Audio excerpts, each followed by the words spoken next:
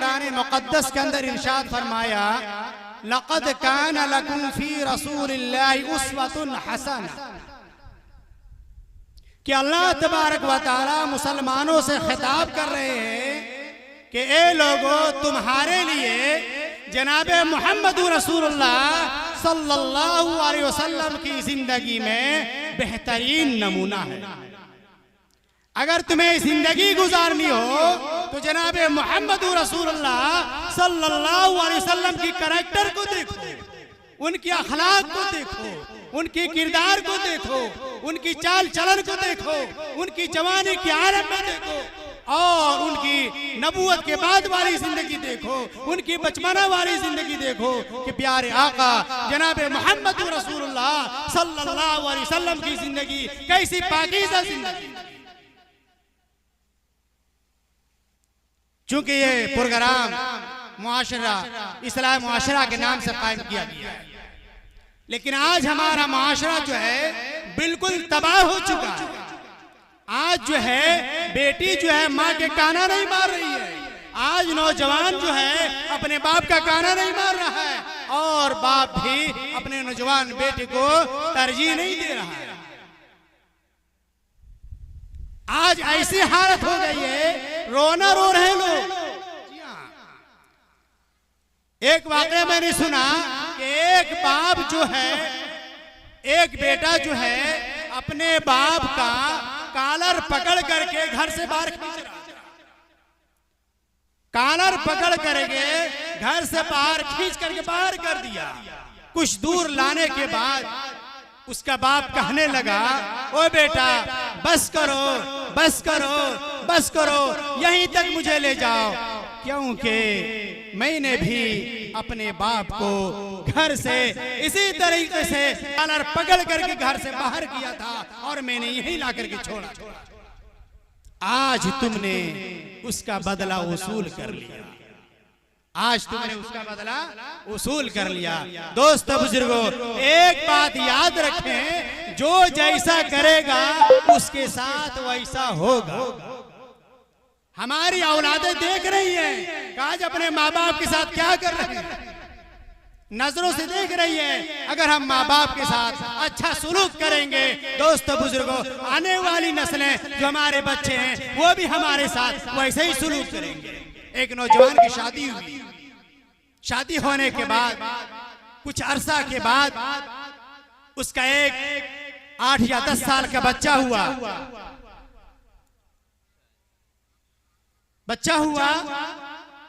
उसकी घरवाली,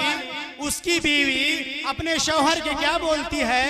कि तुम्हारे बाप जो है बुढ़ा हो गया है, ज़ाइफ हो गया है, मेरे घर के मेरे रूम के बगल में उसका रूम है, रात भर खांसता है, खांसते खांसते इतना खांसता है, इतना खांसता है, मुझे नींद में खलल होती है, मुझे नींद नहीं आती है। इसलिए ओ मेरे शौहर, अगर तुम मुझसे सच्ची मोहब्बत करते हो, अगर तुम मुझे बीवी अच्छी जानते हो, तो ऐसा करो, अपने बाप को मेरे बगल वाले कमरे से अलग कर दो, बाहर भी इसको जो है जगह दे दो,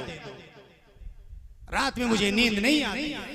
दोस्तों बुजुर्गों, वो नौजवान अपने बीवी की बात पर आ जाता है और उस नौजवान जो है अपने बूढ़े बाप के जो है कॉलर पकड़ता है और घर से बाहर करता है और एक कंबल भी साथ में दे देता है कि जाओ घर के सहन में आराम करो, वहीं पे सोना, क्योंकि तुम्हारे खांसने की वजह से, तुम्हारे खांसी की वजह से हमारी बीवी की जो है तकलीफ होती है, नींद नहीं आती है, मुझे चैन नहीं आता है, मुझे सुकून नहीं आता है। दोस्तों बुजुर्गों, वो नौजवान वो दिन भूल गया जब वो पैदा हुआ था। तो पैदा होने के बाद इतनी खुशियां मनाया था उसके माँ और बाप ने। जब पैदा हुआ था उसके बाप ने मोहल्ला में मिठाइयाँ बांटी थी, कुरान खानी कराया था और गांव-गांव में, अपने शहरों में, अपने रिश्तेदारों में ये ऐलान किया था, आज मेरे यहाँ बेटा पैदा हुआ, मेरा लाल पैदा हुआ। इतना खुश होता था, इतना खुश होता था, लेकिन आज वो नौजवान वो चीज को भूल गया और अपने बाप को ठंडी के मौसम में, ठंडी के आलम में जो है घर से बाहर में सहन में फेंक देता है। वहां पे वो सोने के लिए जो है जाता है, सख्त सर्दी के मौसम होती है। बहरहाल वो बच्चा देख रहा होता, उसका 10 साल का बच्चा, कि अपने दादा को जो है मेरे बाप ने कंबल दे दिया है और घर से बाहर सोने के लिए दे दिया है। उस बच्चा ने क्या किया, देखिए सुनिए दोस्तों, उस बच्चा ने यानी उसका पोता ने जिसको बाहर किया था, और जिस बाप ने अपने बाप को जो है बाहर किया था, उसका बेटा जो है 10 साल का उसको बाप से यानी दादा से उस चादर को लेता है, उस कंबल को लेता है और उस कंबल को बीचे बीच जो है कैंची से काट करके रख देता है। ये देखने के बाद उसका बाप बोलता है, ए बेटा तूने ये क्या कर दिया, कंबल तुमने क्यों काट दिया? ये तो मेरे बाप के जो है, ये तो तुम्हारे दादा की जो है ओढ़ने के लिए मैंने दिया था। वो बेटा क्या कहता है, बेटा कहता है, ओ बाप मैंने ये कंबल आधा काट करके इस वजह से रखा है कि जिस तरीके से मेरे दादा को जो है घर से बाहर किया है, इस ठंडी के आलम में जो है बाहर सोने के लिए वक्त दिया है, कल तुम भी बूढ़ा होगा, उस वक्त मैं भी तुम भी खांसेगा, उस वक्त मैं भी अपने रूम से बाहर करके तुम्हें इसी सहन में जगा दूंगा। उस वक्त मेरे पास कोई चादर नहीं होगी, उस वक्त मेरे पास कोई कंबल नहीं होगा, उस वक्त में यही कंबल तुम्हें सौंपूंगा। दोस्तों बुजुर्गों, आज औलाद जो है अपने माँ बाप के साथ कैसा सलूक कर रही है, हमें और आपको इस पर गौर करना चाहिए और समाज को सुधारने की कोशिश करनी चाहिए। दोस्तों बुजुर्गों,